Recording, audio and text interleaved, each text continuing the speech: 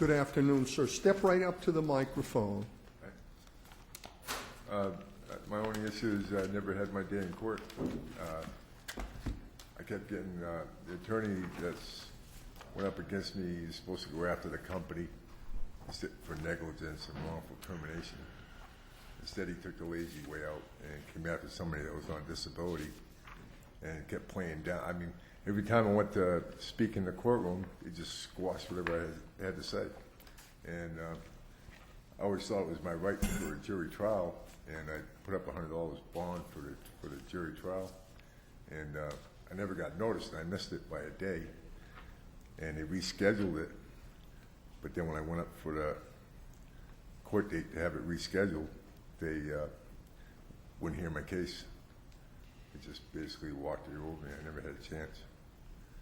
So my only issue is here is I'd like to get my day in court with a jury trial. And my interpretation of law is always wrong, but I've always assumed that it was my right to have my case heard by jury. They just denied me every time I had it. They just walked all over me. I don't know if it was because... Now, did you receive a jury trial date? I never got the date for some reason. I missed it by a day or two, and I... So you're saying you just didn't get that correspondence? Exactly. And then I called up about it, and they rescheduled it. And I went to that hearing, and then when it came up to go to that court date, I appeared, and they just wouldn't hear my cases. Sent it back down to district court. I mean, to Leominster Court from Pittsburgh for jury selection. They never gave me a chance. Never had my case heard. And this attorney's, I mean, I really like to have this case heard because the attorney, to prove his case, I think he did some unorthodox things to try to prove his case. And he went as far as to commit, I don't know if it's allowed to say this in court or not, but he went to the point and committed perjury to prove his case. And he let a company that was negligent get away with it. And I can prove it, I just need, my day in court. All right, Mr. Albert. Does anyone have any questions? All right, thank you, sir. All right, well, thank you.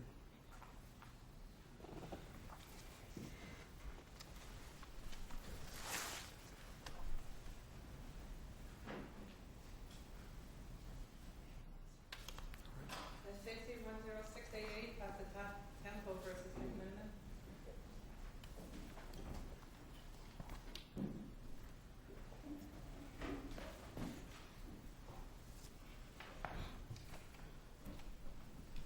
Thank you, and may it please the court.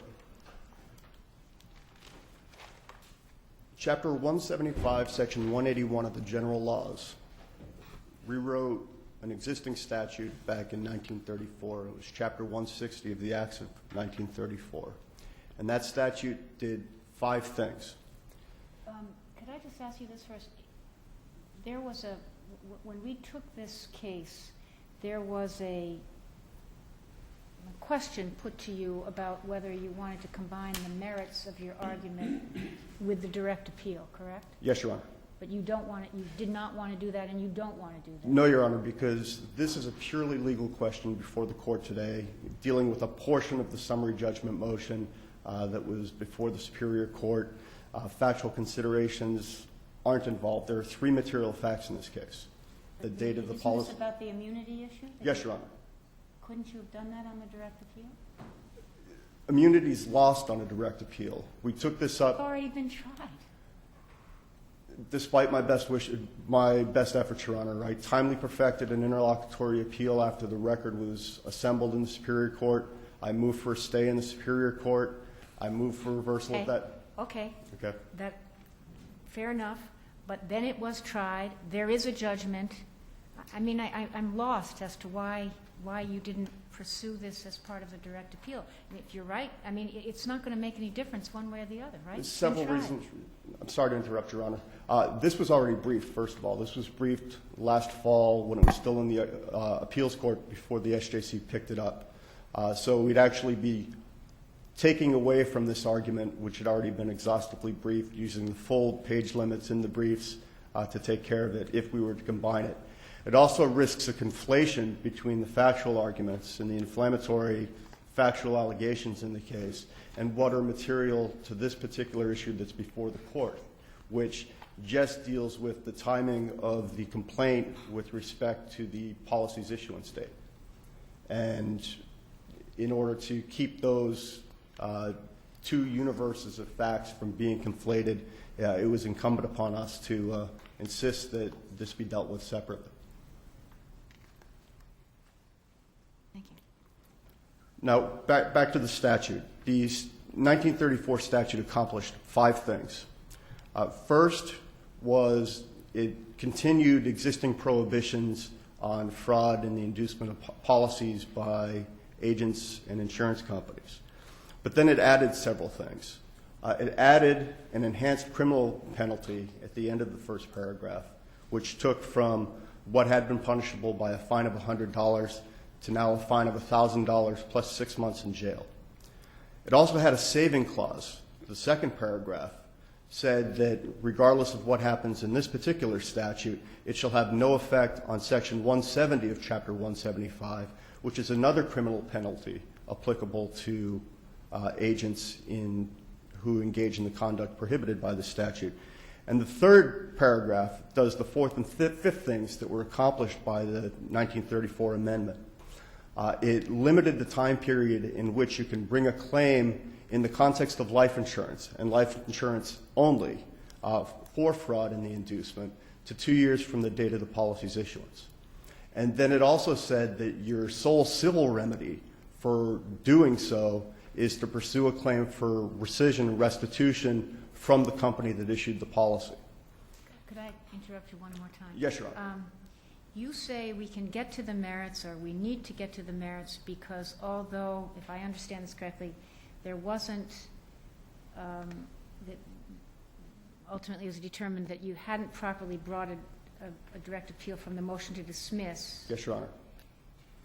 By bringing the summary judgment, you've revived the issue? Yes, Your Honor. And that is dealt with. The court, after it took the case up, gave an order to myself and Mr. Waters to address why this was justiciable in this context in light of Littles.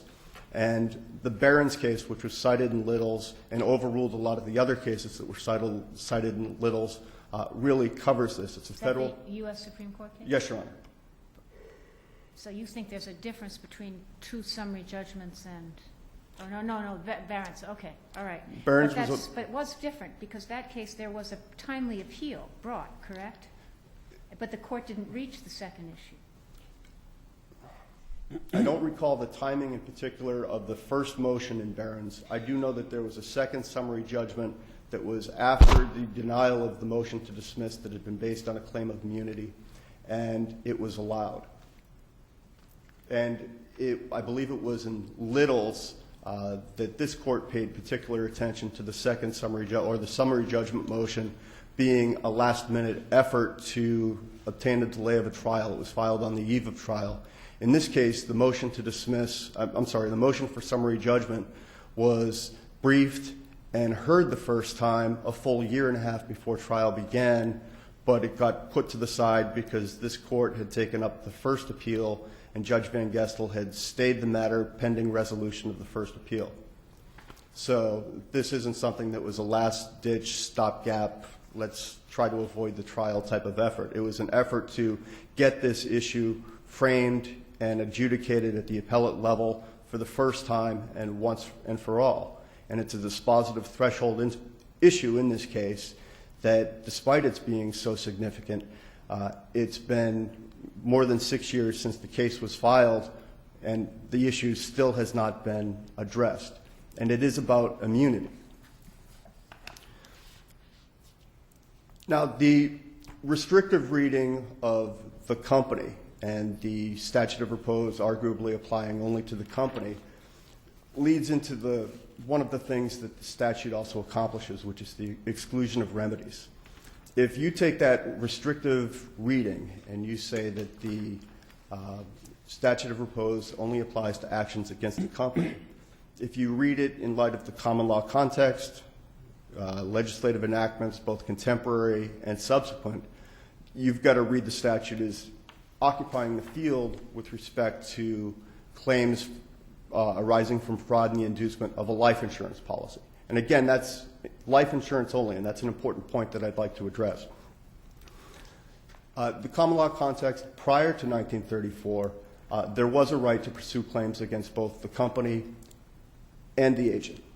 There was a Harwood case, I believe it is, that was decided by this court in 1928, and the legislature was presumed to be aware of that.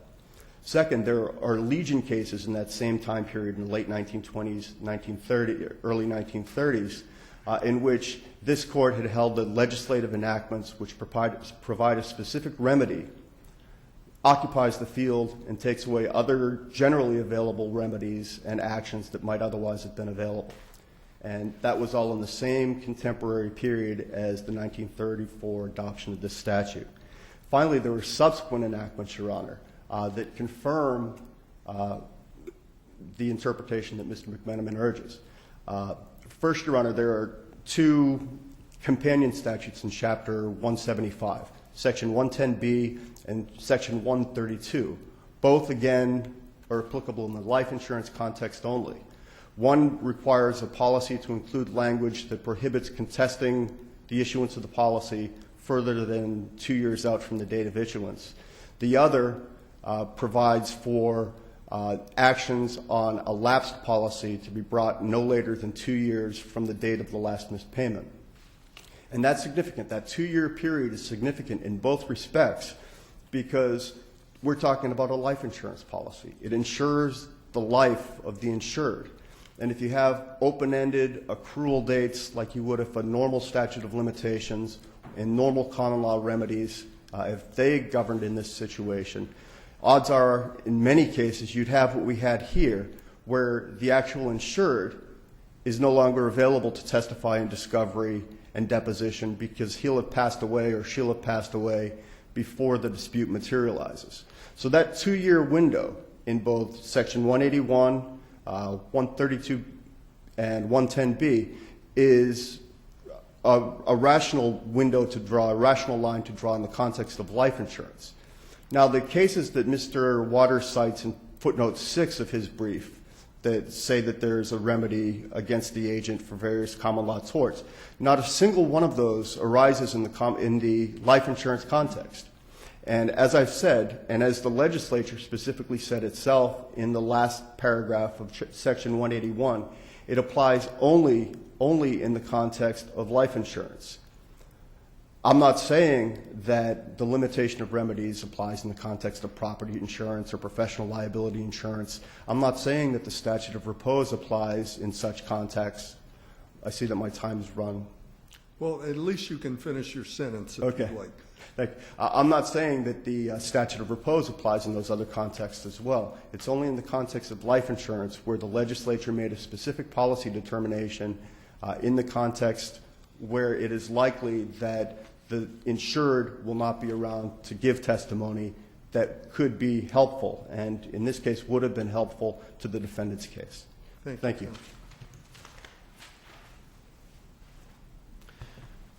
Good afternoon. My name is Charles Waters. I represent the plaintiffs' appellees in this case. And let me be very clear. Mr. McMenamin is asking this court to rule that General Laws Chapter 175, Section 181, from 1934 on, permanently bars plaintiffs from ever bringing a claim against life insurance agents or life insurance officers. Mr. McMenamin is asking this court also to conclude and rule that that same statute also forever bars any claim against a life insurance company except for a right of rescission for misrepresentation. And the only remedy that Mr. McMenamin is asking this court to rule, the only remedy a plaintiff would have is to get the premiums back. Now, we believe that that's not what the legislature meant to do, and we believe that other statutes, CMRs, and case law from 1934 on all demonstrate that. Judge Gantz, let me take a step back. Mr. McMenamin appeals here to this court from Judge Gantz's decision on summary judgment.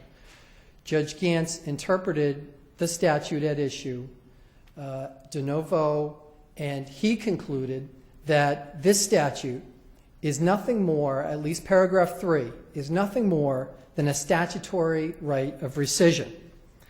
And he looked at the language, he looked at the purpose of the statute, and he looked at the public policy.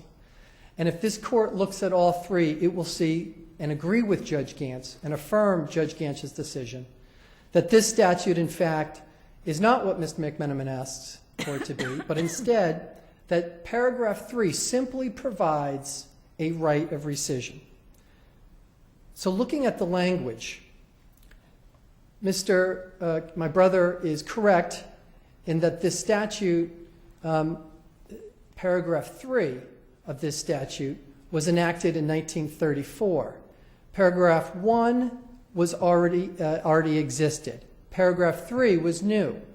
That's notable because paragraph 1 only deals, I should say, deals with all insurance agents, brokers, and companies. Paragraph 3, the one that the legislature added in 1934, deals only with life insurance companies and agents and their officers. And when you look at paragraph 3 and the language that the legislature decided to use, the paragraph 3 is comprised of one sentence. The first part of the sentence speaks about officers and agents of a life insurance company and the prohibited acts, which are the misrepresentations. It then goes on in the second part of paragraph 3, that sentence, and it talks about such company. And it talks about such company relating to the cause of action or the claim that the insured can bring. And the language of the third paragraph also says that the insured may recover. It does not say shall, it does not say limited to. It said that the insured may recover. And then it provides restitutional relief. It provides direction and a procedure for the insured who's the victim of misrepresentation from any agent or officer of a life insurance policy. It provides the procedure that insured, if they decide that's the way he or she wants to go, that insured can obtain the premiums back. And the language of the statute specifically provides for the insured to give back any monies that the insured received and any pay back any indebtedness. That is classic. That is classic relief in a misrepresentation case. Same relief you get in common law, and it's putting the parties back in the same position they were in. Do you have any issue yourself with why this case is here under? I do, but that's a broad question. I have a lot of issues with why this case is here. But are you referring to specifically the Little's case? Yes. Our position, the plaintiff appellee's position on the Little's case, Your Honor, is that Mr. McMenamin is barred from being here. The Little's case clearly demonstrates that a party that does not timely appeal an interlocutory right cannot revive it simply by adding it at the last moment to a motion for summary judgment, which happened here. In fact, we were here, as the court may recall, a couple of years ago, on, in fact, the 211 Section 3 petition. The court found that Mr. McMenamin had missed the interlocutory appeal period by almost a year. He did not file any request under the appellate rules or under 231-118 for almost a year. And this court decided on 211 Section 3 that he had not timely preserved his appellate rights on the interlocutory issue. As soon as that case was remanded back to the trial court, the first act that Mr. McMenamin did was asked the court if it could include that same issue on the summary judgment papers. Judge Gantz allowed it over the plaintiff's objection because, candidly, plaintiff's counsel knew that this was going to be an effort to try to stop the trial and get the case back up on appeal. And mind you, one of my clients, the beneficiary of the life insurance policy that's at issue here, is an elderly widow who seeks the proceeds of that death benefits of the policy that was promised to her late husband. So one of the thoughts was that Mr. McMenamin would continue to delay the case, delay the trial, and bring the case back up on appeal of the summary judgment denial. And that's essentially what happened. Fortunately, the trial court judge, Judge Hinkle, as well as the appeals court justices, and I believe even the single justice of this court, all denied the request to stay, and we tried the case. And by the way, since we briefed the issue, the trial court has entered a 93A decision against Mr. McMenamin, has trebled the damages and also awarded attorney's fees, and entered final judgment a few weeks ago. So, Your Honor, to give you a more succinct answer, we believe that McMenamin doesn't have the right to be here. On the other hand, we're here. I represent an elderly widow, and we believe that it is in the best interest of my client to get a decision on the merits of the statute at this juncture, rather than wait for the entire appeal to come up. But the entire appeal is going to have to come up anyway, right? I believe it will, Your Honor. This isn't issue the will only- need to be decided. This is not the only issue that needs to be decided, though. It won't be. That's true. The purpose of the language in paragraph 3 of the statute that we believe provides simply a right of rescission is based on the contemporary common law in the Harwood case, which, as my brother pointed out, was a 1928 case. If the court looks at that case, we believe that it's an insight to what the legislature was thinking when it added in 1934 that last third paragraph of this statute. And specifically, the Harwood case was about a misrepresentation that the life insurance agent had made. And there was a question that the SJC had about the remedy for the plaintiff. And it was because the policy was not with the agent who made the misrepresentation. The policy was with the insurance company. And that decision analyzes the issue with a plaintiff who's the insured seeking a right of rescission relief against the policyholder. That would be more akin, at least as it was alleged in that case, to a mutual mistake. And the SJC said it's not a mutual mistake. In fact, it's misrepresentation, and that the plaintiff can go against for the right of rescission, can receive relief from both the agent and the life insurance company. 6 years later, the legislature wisely concluded it makes no sense to go against the life insurance agent because the life insurance agent doesn't control the life insurance policy, and the life insurance agent wasn't given the premiums. Instead, the legislature said, we'll make this easy. We'll simply provide in this one statute a quick and easy mechanism for relief for these types of plaintiffs to go against the insurance company, to get the right of rescission, and that squarely addresses the concern that was laid out in the Harwood decision. Unless there are any other questions, I see my time is up. Thank you, Counsel. Thank you. All right.